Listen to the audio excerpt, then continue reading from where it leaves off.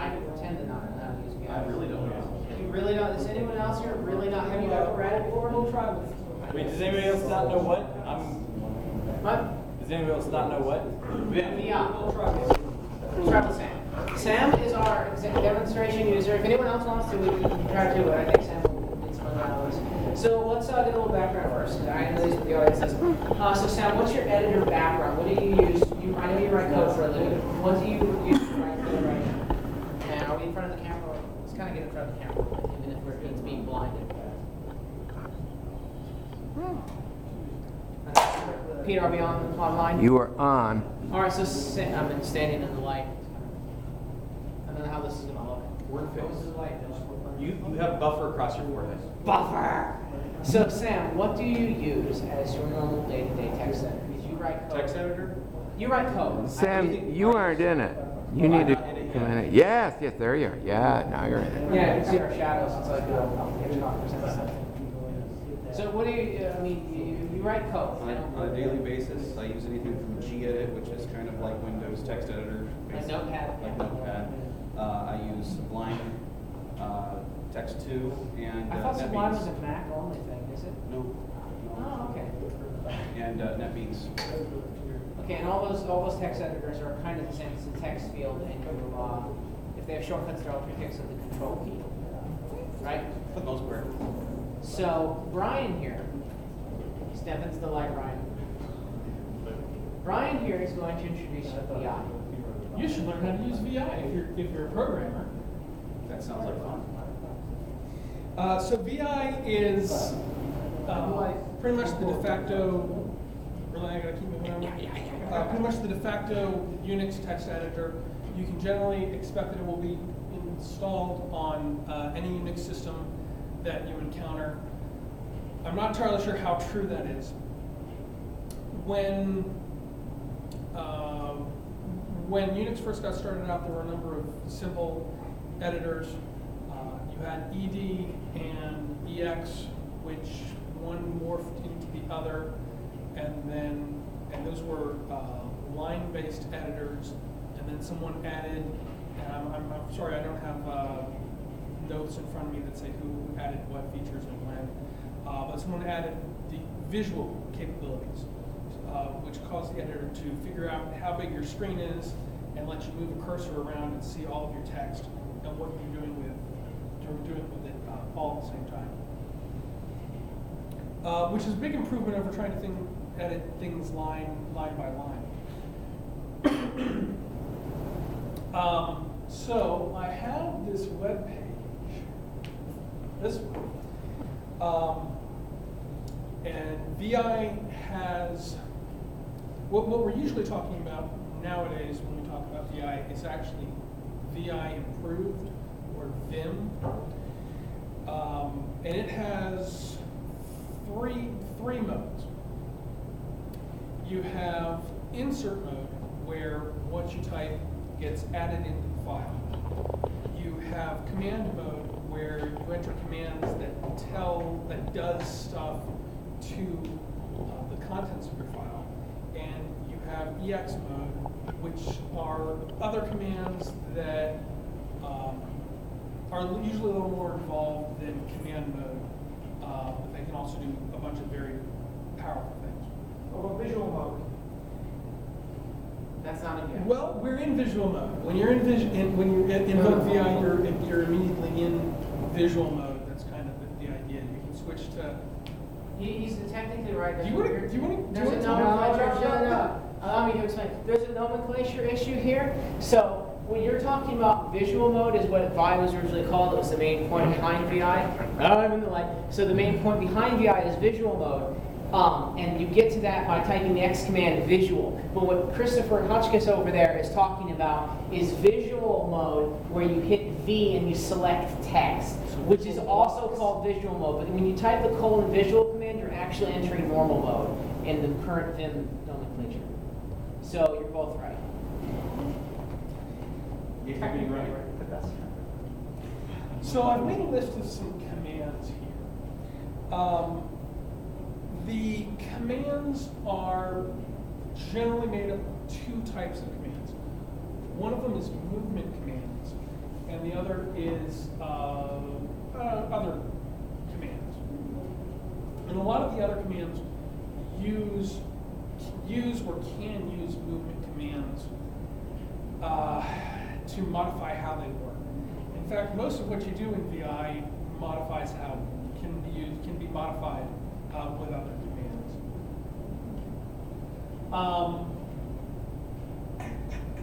And it's kind of the ABCs.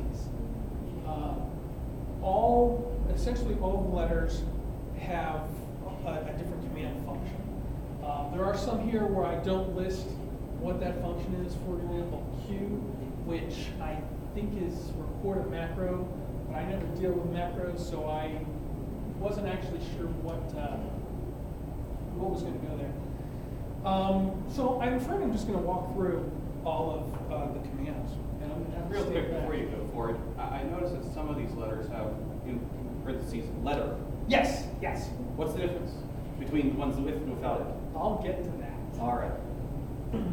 All right, so I'm going to step back here. We start with A. A is for a pen. If you hit A, if you have an editor, Sorry, I was trying to help. yeah, go ahead now. See if you have a file.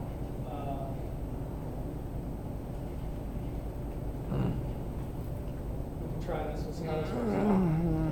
I just hit it. Okay. Go back to the middle of the line if you would. If you type a lowercase a, it's going to append after the cursor.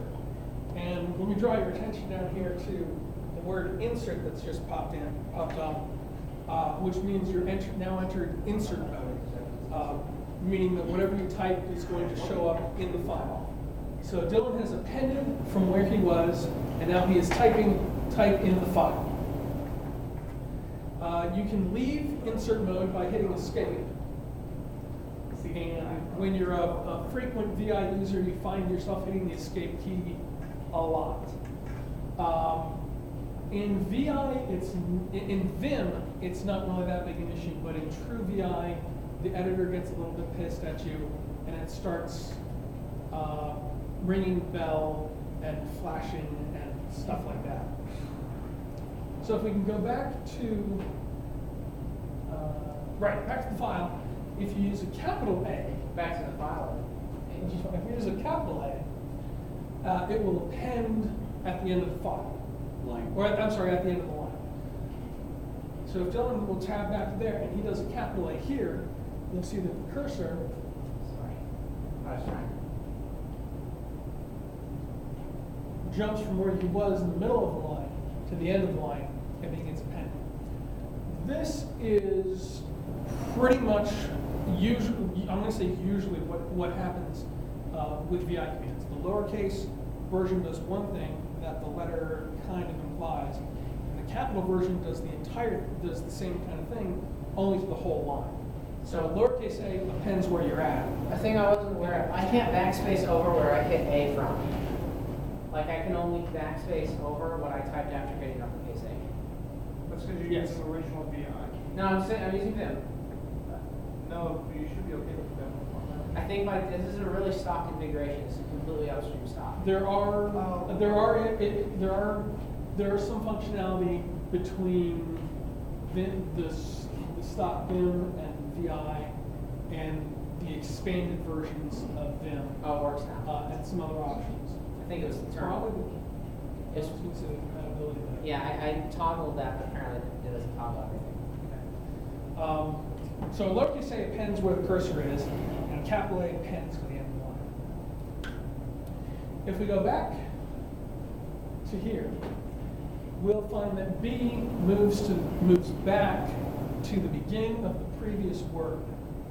So if we have a whole bunch of words that we've typed, and we want to go back, we can hit B, and it'll go back to the previous word. And we can then do other things like inserting text there, deleting words. Like hit A. Exactly, we could append there. Right, exactly. Now, this is a good time to talk about numeric modifiers. If Dylan were at the end of the line and he types 3B, that's going to move his cursor back 3 words. You're probably thinking to yourself, why would I want to do that? This is stupid. I don't want to move back 3 words. I can just arrow back. Well, if you're dealing with, if you were actually writing a novel or a short story, and I'm a firm believer you can write novels in VI. In fact, I think Cryptonomicon and Snow Crash were written using VI. If you want to move back to the beginning, move back a whole bunch of words, the ability to go 5B and have your cursor jump back that quickly really becomes beneficial when you're trying to minimize the number of keystrokes you're typing and minimize having to reach over and grab the mouse all the time. Will to VI then not adjust. accept numbers as inputs, or how does it know between typing and entering commands? You would have to exit from insert mode and go back to command mode. Okay. And that's done by hitting escape. So, And I'm sorry, I assume escape a lot of times and did not, and neglected to mention that. well, now, Hitting if escape. you hit the command we previously introduced A, now you are in insert mode, and anything you type on the keyboard shows up just as if it was text. Is there a way to cancel everything you just typed and basically cancel the edit mode? Yes, and we'll get to that. Awesome. Do you know what capital B does? No. I don't know what capital B does either. Press capital B and find out. It wasn't that easy. It goes words backwards, whatever operates uppercase words versus lowercase words, whatever that means. All right, do 6 capital B and see what happens. Okay, I think that this is dealing with ignoring punctuation and special characters, which several capital variations do. Yeah, it's the We same for don't have these any words, it's the capitalization same here. here. If we had some periods and some exclamation marks and question marks and brackets and stuff in here, some of the movement, some of the lowercase movement commands go to include that as a word. So That's what it is. And certain the capital variations ignore the punctuation. Did that make sense to everybody? Yeah, so big B. Good. Big B thinks that the period is a word unto itself. Or big B ignores, sorry, the opposite. Little b thinks the period is a word. Big B doesn't think that period is a word. It assumes the period's part of the previous word? Yes. Or just ignores it completely? Both. Okay. I'm not sure particularly which. Big B includes it as part of it. Either behavior would be almost identical. All right, if we go back to our cheat sheet, I'm going to skip ahead. I'm going to move down here to W, which was there. W, which moves the cursor forward 1 word. It's pretty much the opposite of B. And the capital version moves the cursor forward on a space-defined word, which is the same thing. It's ignoring the punctuation. It's using the spaces to define the words and ignoring the punctuation in the capital version. But we're going to talk about C now, which is up here, which is change, movement. Some commands specify movement. I think it actually may just be C and D. Where There's yank can be moved into jam cover.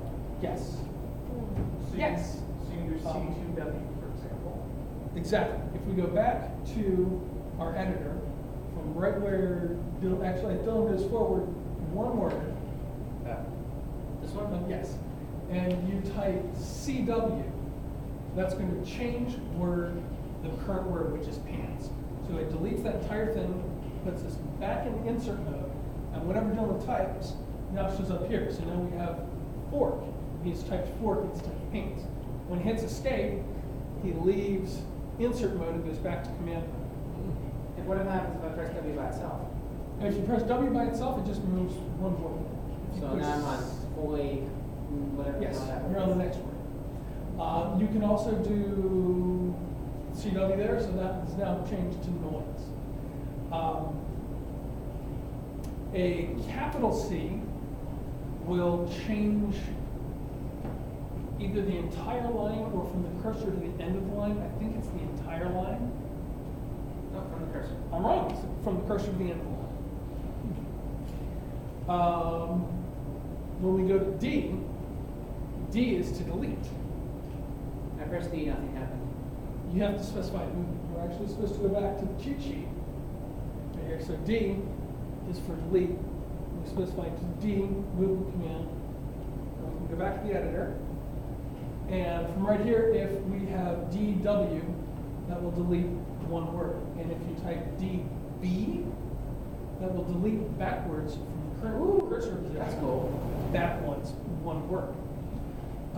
Which if you're somebody who does a lot of writing, a lot of typing and stuff, you can start to see that some of this stuff makes a lot of sense and can be very useful when you've just typed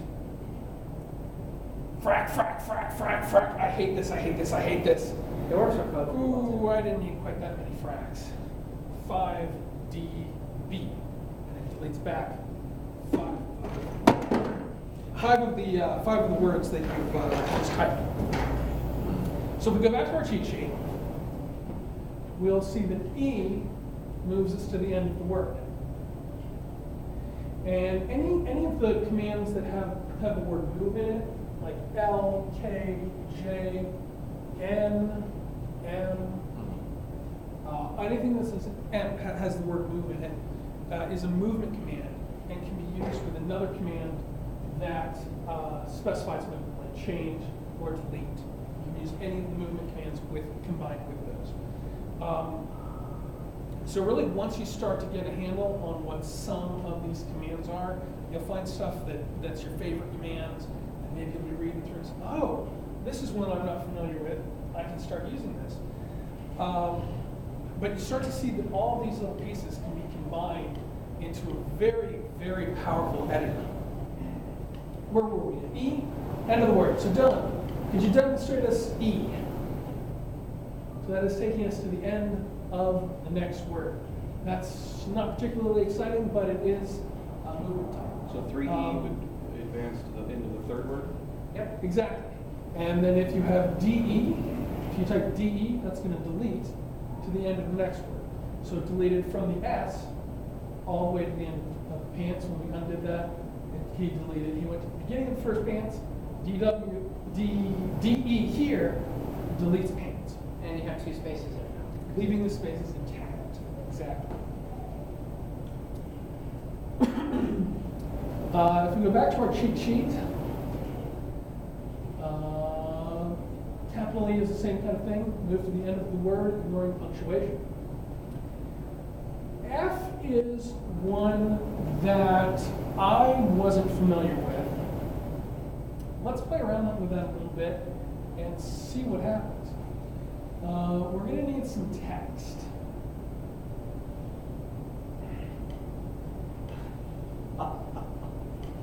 Sounds perfect.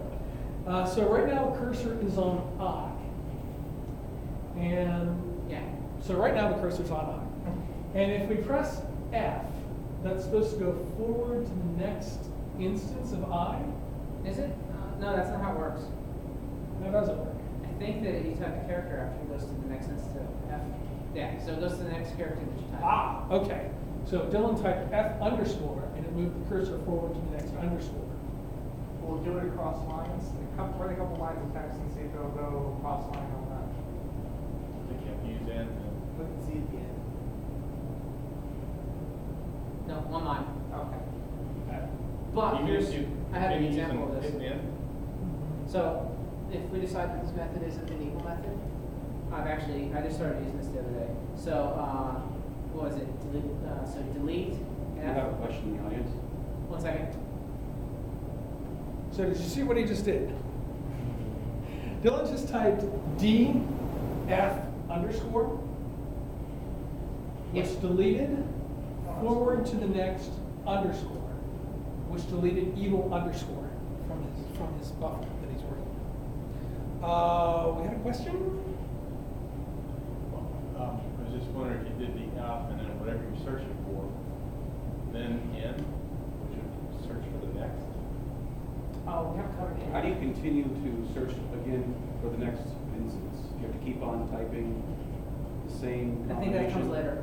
That comes at the end. No, that's N, and we'll get to that in a minute. But for searching for repeating the previous command, I think they're talking about, I think you used docked. Well, we have covered No. punctuation. What? N is like a search. Yeah, no, but I mean, No, for repeating repeating. F. If you wanted to repeat the F command, there is an operator to do that, he hasn't covered it, it's not in this section yet. So yes, there is, but we're covering letters right now. But there is a command to do that. F isn't really a search command, it's a movement command based on a character.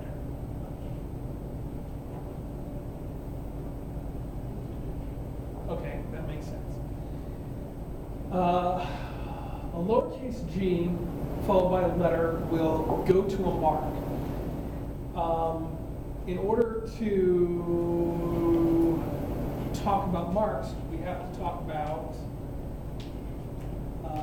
M, which will set a mark. So Dylan, give us a bunch of lines here, possibly a log file. Yeah, that's great.